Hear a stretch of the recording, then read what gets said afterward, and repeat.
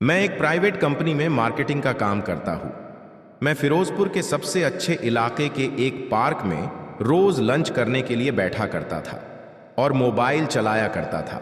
जहां पर पार्क है उसके आसपास काफी बड़ी बड़ी अमीर लोगों की कोठियां बनी हुई है। एक दिन मैं लंच करके अपने मोबाइल में ऐसे ही वीडियोस देख रहा था। तभी मेरी नजर एक घर में गई जहां बालकनी में एक लेडी बैठी हुई थी, अपना फोन पे किसी से बात कर रही थी। मैं तो उस लेडी को देखते ही बस देखता ही रहा। वो कितनी खूबसूरत है यार। देखकर उसकी उम्र करीब 30 की लग रही थी। देखने में गोरी एकदम बवाल चीज थी। मैं तो चोरी चोरी उसे ही देख रहा था। फिर थोड़ी देर बाद वो खड़ी हुई और इधर उधर घूमकर बात करने लगी। फोन पर उसकी हाइट करीब 5-30 फीट होगी और उसका बॉडी शेप भी एकदम जैसे जवान लड़की की हो। उसका बदन एकदम भरा हुआ था। नीचे से खरबूजे बड़े कमर 28 की होगी और फिर ऊपर के आमों का साइज भी 36 के करीब होगा। मैं बस उसे देख रहा था। उसे देखने का कार्यकाल करीब 1 घंटे तक चला। फिर वो अंदर चली गई और मैं भी वहां से चला गया। अब मैं रोज वहां आता और छुप छुप कर उस घर को देखता रहता। जब करीब 6 से 7 दिन बाद भी वो मुझे नहीं दिखी तो मैंने उम्मीद ही छोड़ दी कि मैं उसे कभी देख पाऊंगा। फिर एक दिन मैं अपना टाइम पूरा करके बस निकलने ही वाला था कि वो खुद पार्क में आकर मेरे सामने वाले चेयर सेट पर बैठ गई और बोली, आज बड़ी जल्दी जा रहे हो, कहीं जाना है क्या? मैं तो अंदर से खुश भी हुआ और घबरा भी गया कि ये तो आज गजब हो गया। मैंने झिझकते हुए कहा, नहीं मैं कहीं नहीं जा रहा हूं, बस ऐसे ही। फिर उसने कहा, बैठो, मैं तुमसे बात करना चाहती हूं। सच बताऊं तो मुझे डर लग रहा था कि वह क्या बात करेगी। और फिर मैं बैठ गया और कहा, हाँ बताओ। वो बोली, तुम यहां रोज लंच करने आते हो? मैं बोला, जी हाँ, क्या काम करते हो? मैंने अपने बारे में बताया। उसने बहुत कुछ पूछा और मैंने सबका जवाब दिया। फिर वो बोली, एक बात बताओ, तुम जब तक ये बैठते हो तो मेरे घर की बालकनी में क्या देखते हो? कुछ चुराने का इरादा है क्या? मैंने कहा, अरे नहीं, ऐसा नहीं है, बस ऐसे ही नजर चली जाती है। मैं तो बस उसे देखकर नजरों से नजरें मिलाकर बातें कर रहा था और उसकी पूरी बॉडी को ध्यान से देखकर फील कर रहा था। वो मेरे सामने थी, बस 1 मीटर की दूरी पर, और वो एकदम कमाल की लग रही थी। उसने एक राउंड नोजपिन पहन रखी थी जो उसके चेहरे को और भी खूबसूरत बना रही थी। मेरा तो मन कर रहा था कि इसे यहीं पर चूम लूं, पर खुद को कंट्रोल कर रहा था और उसके चेहरे को देखकर उसके होठों को पीने का मन कर रहा था। और यही सब सोचकर मेरा औजार एकदम टाइट हो गया था। मैं उसे किसी तरह उससे छुपाने की कोशिश कर रहा था और शायद वो समझ रही थी। मैंने कहा, ऐसा कुछ नहीं है जैसा आप सोच रही हो। उसने कहा, चलो ठीक है। और फिर थोड़ी बात करने के बाद वो चली गई। अगले दिन फिर मैं वहीं बैठा और लंच किया और फोन चलाते हुए उधर देखने लगा। करीब 5 मिनट बाद में आई। उसने मेरी तरफ देखा और एक बेहद खूबसूरत सी स्माइल दी जो उसे और खूबसूरत बना रही थी। फिर वह थोड़ी देर बाद में पार्क में आ गई और बोली, तो जनाब बताओ, आज क्या ढूंढ रहे थे? सच बताना। इधर उधर की बातें नहीं तो मैं भी थोड़ा सा मुस्कुराया और बोला, आप अगर बुरा ना माने तो सच बताऊं, मैं आपको ही वहां ढूंढ रहा था। अच्छा, क्यों? मैंने कहा, जब मैंने आपको 7 दिन पहले देखा था, पहली बार उसी दिन आप मुझे बहुत अच्छी लगी, इसलिए मेरी नज़र आपको ही ढूंढती थी। वो मेरी इस बात को बहुत ध्यान से सुन रही थी और बोली, अच्छा अपना नंबर दो, मेरे हस्बैंड ने मांगा है, वो आपको कॉल करेंगे और आपकी सर्विसेज के बारे में पूछेंगे। मैंने उसे अपना नंबर दिया। वो बाय बोलकर चली गई। 2 घंटे के बाद मुझे व्हाट्सएप पे एक SMS आया और उसने बताया कि वो राखी है। फिर हमारी बातें हुई काफ़ी। उसने सब कुछ पूछना शुरू कर दिया। फिर वो पर्सनल भी हो गई। वो मुझसे बोली, कोई गर्लफ्रेंड है? तो मैंने बोला, मैं शादीशुदा हूं। वो ओके बोली। फिर बताई कि कल 10 बजे घर आ जाना, काम है। मैंने कहा, ठीक है जी। अगले दिन मैं 10:08 उसके घर पहुंचा और कॉल किया। थोड़ी देर बाद वो खुद गेट खोलना आई और एक मुस्कान के साथ बोली, अंदर आ जाओ। मैं अंदर गया। उसका घर काफ़ी बड़ा था। घर में कोई दिखाई नहीं दे रहा था। तो मैंने पूछा, घर पे कौन कौन है?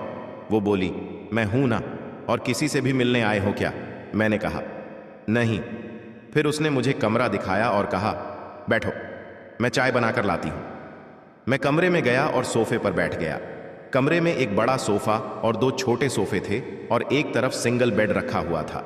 मैं सोफे पर बैठ गया और अपना मोबाइल चलाने लगा।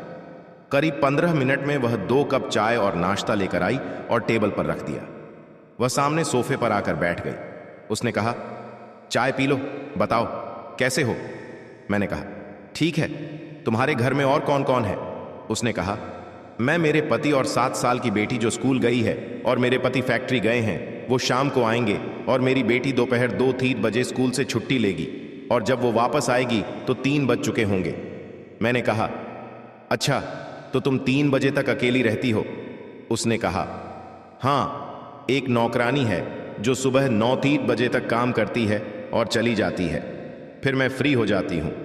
फिर हम बातचीत कर रहे थे, हमने अपनी चाय खत्म की। फिर उसने कहा, तुमसे कुछ कहना चाहती थी। मैंने कहा, कृपया मुझे बताओ। कहा कि मैं इसके बारे में तभी बात करूंगी जब तुम इसे किसी को नहीं बताओगे। मैंने कहा, बिल्कुल सीक्रेट रहेगी जी, उसकी फिक्र ना करो। वो बोली, तुम्हें मैं कैसी लगती हूँ? मैंने बोला, सुंदर हो, अच्छी लगती हो।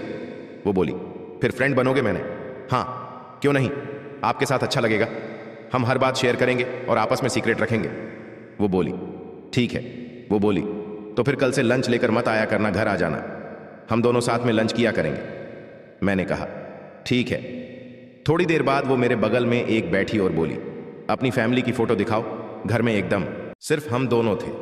जब वो पास में बैठी, मेरे से कंट्रोल नहीं हो रहा था और मेरा औजार एकदम टाइट हो गया था और उसके बदन की खुशबू बेहद अच्छी आ रही थी। उसको मेरे औजार का खड़ा होने का एहसास हो चुका था। कोशिश कर रही थी कि किसी बहाने से उसे छुए, वो भी गर्म हो रही थी। फिर मैं आउट ऑन एफ कंट्रोल हो रहा था। तभी उससे बोला, वॉशरूम कहाँ है?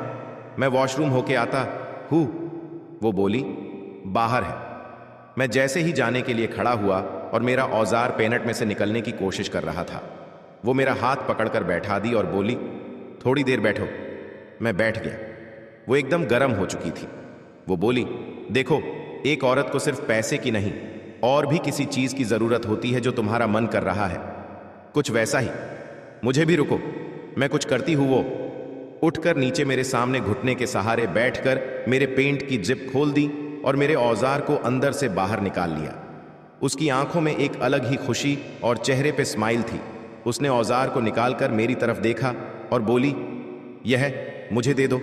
मैंने कहा, तुम्हारा ही है, ले लो, जहां लेना है। वो मुस्कुराते हुए औजार को पहले जीभ से चाटी, फिर मुंह में लेकर लॉलीपॉप की तरह चूसने लगी। मुझे तो जैसे जन्नत मिल गई थी। थोड़ी देर बाद मैंने उसका सर पकड़कर पूरा लॉलीपॉप को अंदर डाल दिया।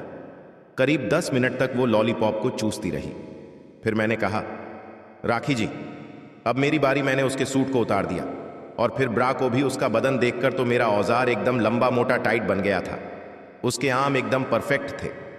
मैंने उसके आम हाथों से दबाने शुरू कर दिए और चूसने लग गया। फिर थोड़ी देर बाद मैंने उसको सोफे पे बैठाया और घुटने के सहारे मैं नीचे बैठ गया और उसकी सलवार उतार के साइड में रख दी। मैंने उसकी टांगों के बीच से फैलाया और अपनी जीभ से चाटने लगा। अब वह पूरी गर्म हो चुकी थी, अपने दोनों आमों को दबा रही थी और बोली, कंट्रोल नहीं होता, अब तुम अपना औजार मेरी बिल में डाल दो। मैंने उसे सोफे के सहारे खड़ा किया और खुद खड़ा होकर उसके बिल में अपना औजार सेट किया और धीरे धीरे से अंतर बढ़ाया और उसके मुंह से आवाज निकल रही थी, आ आ। फिर मैंने धीरे धीरे स्पीड बढ़ाई और उसकी आवाज भी बढ़ने लगी। फिर मैं बेड पर लेट गया और वह मेरे ऊपर आ गई। मैंने उसके आम पकड़ रखे थे और उन्हें मेरा औजार पूरा अंदर बढ़ा रखा था और जोर जोर से धक्के लगा रही थी। उसका पानी निकल चुका था और मेरा निकलने वाला था।